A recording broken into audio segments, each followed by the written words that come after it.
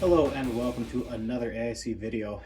I know I recorded something about this laptop just earlier today, but after posting on Reddit, getting some replies there and also on the Thinkpad Facebook group, some things were brought up to my attention that I know, but I didn't consider about this system.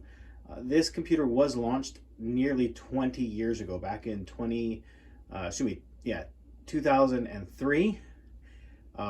So it's been in this box for nearly 20 years, and it has batteries, capacitors, rubber bits, the soft touch rubber plastic, rubberized plastic, that's been sitting in this box. I don't know what kind of environment it was stored in, if it was stored in a garage or if it was stored in a warehouse that was not kept at a good climate. The box looks pretty decent. It hasn't gotten water damage, but I don't know what kind of heat or cold it's been subjected to. It didn't take much convincing. I bought this because I wanted to open it up and enjoy opening a brand new ThinkPad. It's just hard for me knowing the value of stuff when it's still sealed in box. It just has a collector's value to some people, and it's hard for me to get over that sometimes. Now, I looked up this model number on the internet, and it should have an Intel Pentium M, so it's this Neutrino, and it should be a 1.7 gigahertz, 256 megabytes of DDR memory, and a 40 gigabyte hard drive. Now, I do have DDR memory. I think I have enough to either put this up to 512, even maybe 1 gig or 2 gigs worth of memory for this. So I should be able to upgrade the memory if it functions, as well as the storage. If I keep this, I'll be putting in an IDE SSD adapter so that we can have more reliable storage. But we'll try it out with the original hard drive for sure first. Just in the long term, those are some of my goals. So if I pick it up and move it around, there's definitely something loose in there, which has had me worried as well. I'm not quite sure what that might be. So here we go. I'm kind of nervous to do this. This was not cheap. And so there we go.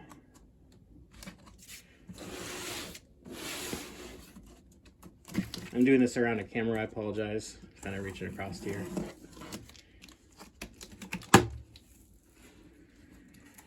Thank you. You made the right choice right there. I sure hope so. In buying this.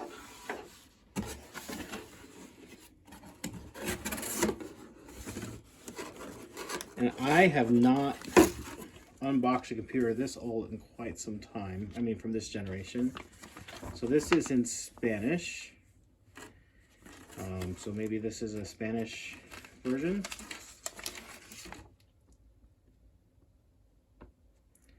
Yeah, I don't speak Spanish, or at least not very well. All right, open up this. This must have been what was rattling around a little bit. This is the battery. Looks all right. And the charger. So it fell out of its bag when I moved around all these years.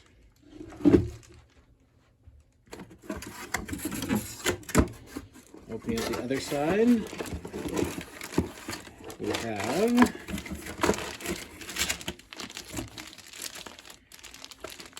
some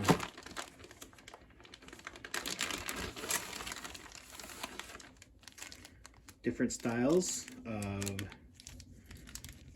pointer nubs.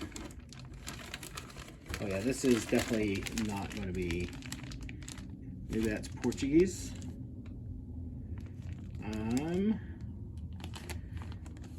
I absolutely do not speak Portuguese. Oh, that smell. It smells like my grandpa. My grandpa was a big tech guy, always had new computers.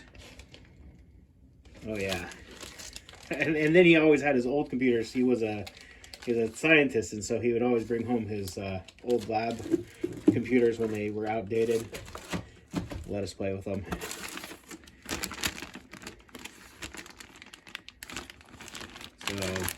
There's the power adapter, the wall adapter. That looks like a US standard port. Wow, that guy is so small. It is just a 12-inch screen. It is a 4x3, so it is running 1024 by 760, I believe. Important. Please read the accompanying license agreements. Yada yada yada. Oh, that came off perfect.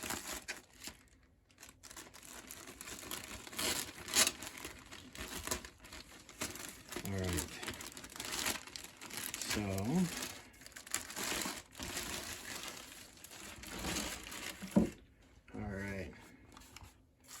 Here's the MAC address for the Wi-Fi. Oh my goodness, that texture. The rubber texture's gone all gritty. Weird. I don't know if you can see that. Oh, tape. I'll have to get some glue on and get that off maybe.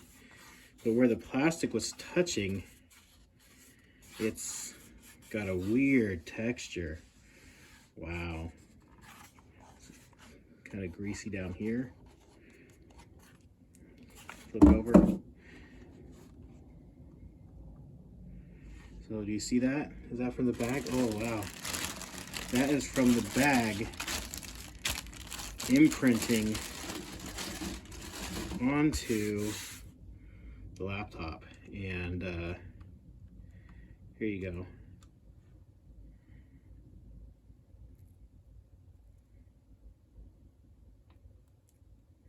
Oh yeah. Now it won't get off my finger. Is there another one here? No. So weird. That's so weird. And yeah, this is a kind of an interesting texture as well. It's definitely changed.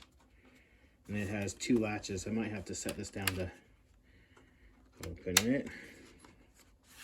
Careful, don't break nothing. Oh my goodness. That screen looks great. I am going to enjoy typing on that keyboard. It feels so good. But I can't get over the texture. You can't feel it, but it's almost like a tattoo, right? So you can't feel a tattoo, but you can see it, and your brain says you should be able to feel that, because that looks shiny and smooth, and that, the rest of it doesn't. But you can't feel the difference. That's crazy. And then the texture on the bottom is so. Yeah, I don't even know what to think about that. All right, let's go over the ports here. We have USB, headphone microphone. We have, is this a express card? Probably. Or is this a compact flash? That might be compact flash. Yeah, looking at the pin out in there, that's a compact flash reader. So instead of an SD card reader, you have a compact flash reader. That's kind of crazy. And then that's for a PCMCIA card slot. You have FireWire. Yeah, and then that's infrared. So I'm trying to look at this kind of around the laptop here. Along the back, we have RJ11 and 45, so Ethernet and phone modem. Another, so a second USB port, video parallel power. On this side, you just have the vent and the door for the battery. Not battery, sorry, the hard drive. And then on the bottom here, the door for the memory. And of course, we don't have the battery installed.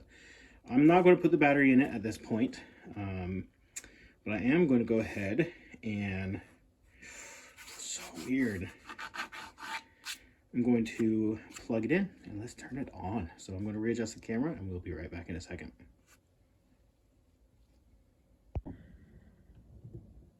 All right, before I plug it in, because I don't know if plugging it in will actually cause it to power on, I want to talk about this keyboard real quick. If you notice, one thing is missing on here. It does not have a trackpad. it only has a track point, period. So you're either going to be using an external mouse or you're going to be using the track point. This was integral to ThinkPads for years, and they really fought the changeover to a touchpad, which isn't necessarily a bad thing because at the time trackpads were pretty awful, and I'm probably going to end up using an external mouse or the track point, which I'm used to using anyways, so that's not a problem. This is a 7-row keyboard. You get the full length keys. I'm really glad it looks like it is a US keyboard layout. I'm not seeing anything different on here. So the paperwork is all in Portuguese, I think. If it's not Portuguese, let me know, but it looks like Portuguese. But I'm glad to see that the keyboard is not a different layout. I'm not seeing any keys for the, what are they called? Accents. There we go. I can think of words.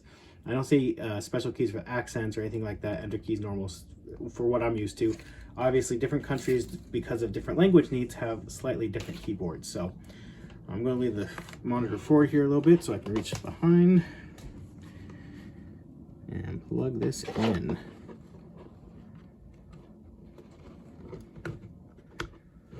All right, again, we have no battery in here. Move the camera up. All right, it did not automatically power on, so hit the power button. Oh, nice.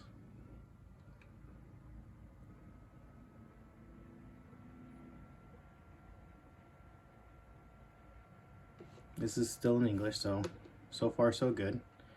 I'm hoping I don't have to get a an English install disc or anything for this. If you notice, it doesn't come with any software at all. There was no discs, no CDs in here. So one of the things I'm going to do first and foremost, once I kind of make sure everything's working, is pop that drive out and clone it. Date and time system, CMOS, yeah, that's fine. That's really to be expected. Date and time, we're going to put in the date and time, so it's 12, I think today is the 17th, 2022, and it is, what was that, 8:30?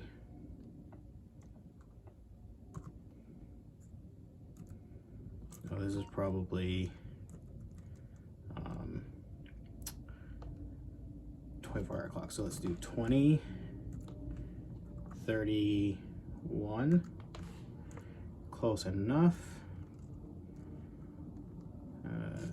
Hit escape. All right, hit F10.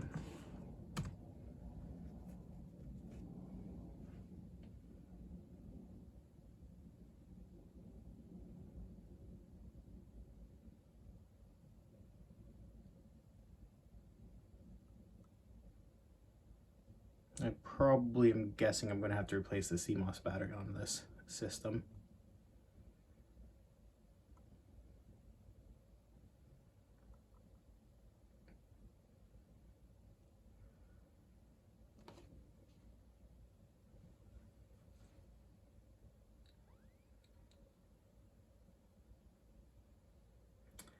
Startup on this is shockingly slow, like pretty slow.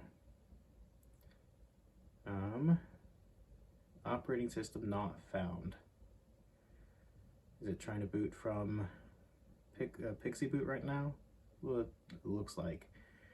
So do we have a bad hard drive? Well, let's see what if it goes any further. I did hear the hard drive spin up.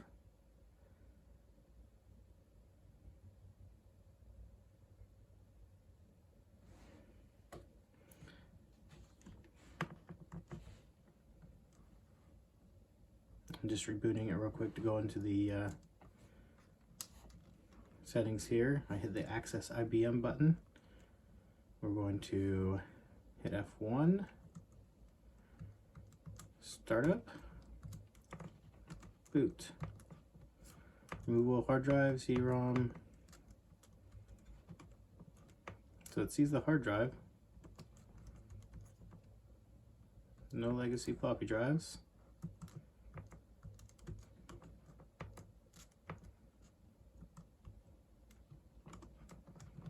Change the diagnostic. Option key display enable. Okay.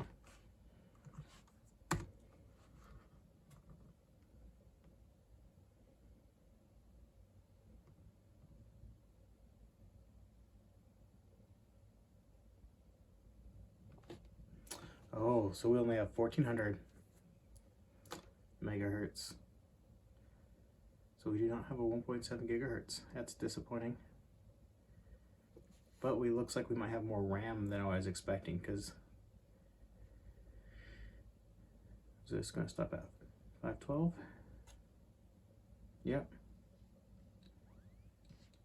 Here's the hard drive. Trying to boot. Trying to Pixie boot. So yeah, it's not finding an OS on the hard drive. So let's me go ahead and yank the drive out and see what I can do with it, because we got to have an operating system on here. So I'm going to check the drive. I'm going to pop it out, put it into, I have a external drive checker. But yeah, so maybe buying an never opened computer was not the best idea in the world. All right, so I grabbed my IDE adapter that I have here, plugged in the hard drive into my desktop, and she is toast. Now, it seems to function fine, but it's blank. It's completely wiped. There's nothing on it. There's no recovery partition of any kind. So yeah, I don't know what to do about this. I went on to archive.org to see if they have a recovery software of any kind, and they did have some, but it's in German. I don't speak German. So if you have one of these and you happen to have software for it, let me know. I would love a copy of the software, because obviously we went through everything. It came with nothing. So in this generation, I don't know why, but they felt it was okay to send you a system with no way to recover the operating system if your hard drive failed. And these being spinning drives, that wasn't like uncommon. Really frustrating. And when you first get the machine, you could use it to deploy recovery media. So you had to provide your own, drives or whatever, CD-ROMs, to create your own software backup. But not a lot of people did that. It wasn't necessarily an intuitive thing. So with this being toast, I'm thinking I'll upgrade it, but I have one problem. I'm not sure if my drives will fit. So I have a couple different styles. So this does a compact flash and is emulating. It actually does two. So you could have like a master and a slave drive. And so I have, this one just happens to have a 16 gig because it was from a different project. Here's a 32 gig. This is another compact flash, different style. This just has an adapter on it for a different laptop when I was doing a different project. Then I have this kind that uses these MSATAs, and it sandwiches together like so. And to get these to work, I usually have to modify the shell a little bit. But I worry about thickness, because these are a little bit thicker than this. See if this even fits. That's tight. I'd have to see. What I do is I typically just shave down this outer edge, because if you look, it sticks up just, it's hard to see in this camera, but it's like 0.5 millimeter taller is all it is. I mean, that's all it is 0.5 millimeter, but oftentimes that's what it takes, and that's just the inconsistency of the mold of the cheap plastic shell. But one thing I did want to look at is the RAM. So I'm not sure. I think both, oh, that is tight. There we go. I think both RAM slots are under here. We'll take a look and see how it is configured. We saw that had 512 megabytes. Is that just a single DIMM? Yeah, it's just a single DIMM. So I thought I had some DDR memory. I looked for it just now. I certainly couldn't see it. So I'll have to see look somewhere else for it. And this is the first look on the inside. You can see there is that corrosion? Yeah, that's corroded. Because this has I want to say it's a magnesium chassis. And that has some corrosion, but we do have the CMOS battery. And I don't think I have a direct replacement, so if that's dead, I can't replace it. Let me blow that corrosion out. That I knocked off. I don't want that to shorten anything out. Anyways, so we have some corrosion in there. Hard drive is no good.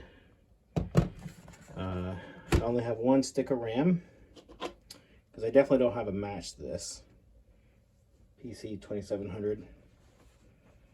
So yeah, I looked. I thought I had some.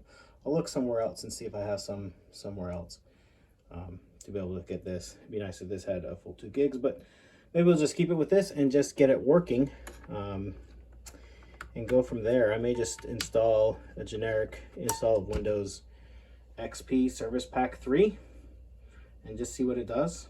I have that on CD-ROM drive. Just throw that in there. Anyways, I will end this video here at this point because I have some decision making to do and to figure out what I'm going to do with this system. I'm just, one more time, this is hilarious. It looks so awful.